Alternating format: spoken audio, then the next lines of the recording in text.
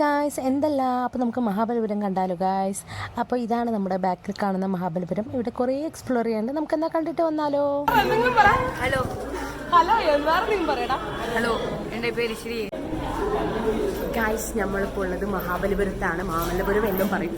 പണ്ടത്തെ രാജാക്കന്മാരുടെ ചോള രാജാക്കന്മാരുടെ സംഭവങ്ങളൊക്കെയാണ്. അപ്പോൾ ഇവിടെ ഈ കല്ലിൽ കുത്തിയുടെ സംഭവം കുറേ ഉണ്ട്. ഇവിടെ ഒരു ഗ്രൗണ്ട് പോലെ കുറേ സംഭവങ്ങൾ കാണാനുണ്ട്. നമുക്ക് അതൊക്കെ എക്സ്പ്ലോർ ചെയ്യാം. ഷോർട്സ് ആയിട്ടാണ്. ഈ ചാനൽ ആദ്യമായിട്ടാണെങ്കിൽ ലൈക്ക് ചെയ്യുക, ഷെയർ, സബ്സ്ക്രൈബ് ചെയ്യുക. ഹായ് ഹലോ സബ്സ്ക്രൈബ് ചെയ്യാൻ പറയണം. സബ്സ്ക്രൈബ് ചെയ്യൂ. അങ്ങനെ ബെല്ലൈക്കൺ ക്ലിക്ക് ചെയ്യണേ. ഇങ്ങനെ ഇങ്ങോട്ട് വാ. അങ്ങനെ ബെല്ലൈക്കൺ ഒന്ന് ക്ലിക്ക് ചെയ്തിട്ടുണ്ട്. ഓക്കെ. എൻ്റെ പുറകിൽ കാണുന്നതാണ് ആ ഒരു ലൈറ്റ് ഹൗസ്. നമ്മൾ അവിടെ എന്തായാലും പോകും. ഈ ഒരു ഫ്രെയിം കാണുമ്പോൾ ബാലിയിലൊക്കെ പോയ കണക്കാണ് എനിക്ക് ഓർമ്മ വരുന്നത്. ഞാൻ അവിടത്തേക്ക് ഈ സ്റ്റെപ്സൊക്കെ കയറിയിട്ടാണ് പോയത്. എനിക്ക് ഒത്തിരി ഇഷ്ടപ്പെട്ടു ആ ഫ്രെയിം. കാരണം ഫോട്ടോസൊക്കെ എടുക്കാൻ സൂപ്പറാണ്.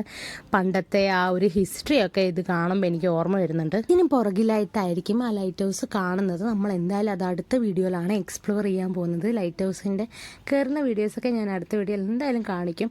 കാരണം ഇവിടുന്ന് അത്രയും ബ്യൂട്ടിഫുൾ ആയുള്ള കാഴ്ചയാണ് കിട്ടുന്നത്. ഒരു സ്കൈയും ഒരു മലേൻ്റെ മണ്ടയ്ക്ക് കയറി നിൽക്കുന്ന പോലെയാണ്. കാരണം ആ സ്റ്റെപ്സൊക്കെ കയറി നമ്മളിവിടെ വന്നല്ലോ. അത് കഴിഞ്ഞ് അതിൻ്റെ അടുത്ത് തന്നെ ഉള്ളൊരു പ്ലേസാണിത്.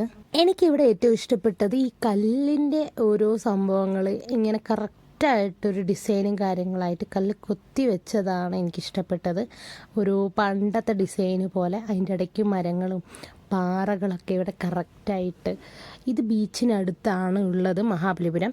ഇതിൻ്റെ അടുത്ത് തന്നെയാണ് നമുക്ക് ബീച്ച് കാണാനൊക്കെ പറ്റും നമ്മൾ ലൈറ്റ് ഹൗസിൽ കയറി ഇരുന്നാലൊക്കെ. അപ്പം ഞാൻ ലൈറ്റ് ഹൗസിലേക്കാണ് നടന്നുകൊണ്ടിരിക്കുന്നത്. ഇവിടെ ഓരോ എന്താ പറയുക മല പോലെയുണ്ട്. നമ്മൾ താഴോട്ട് നോക്കുമ്പോൾ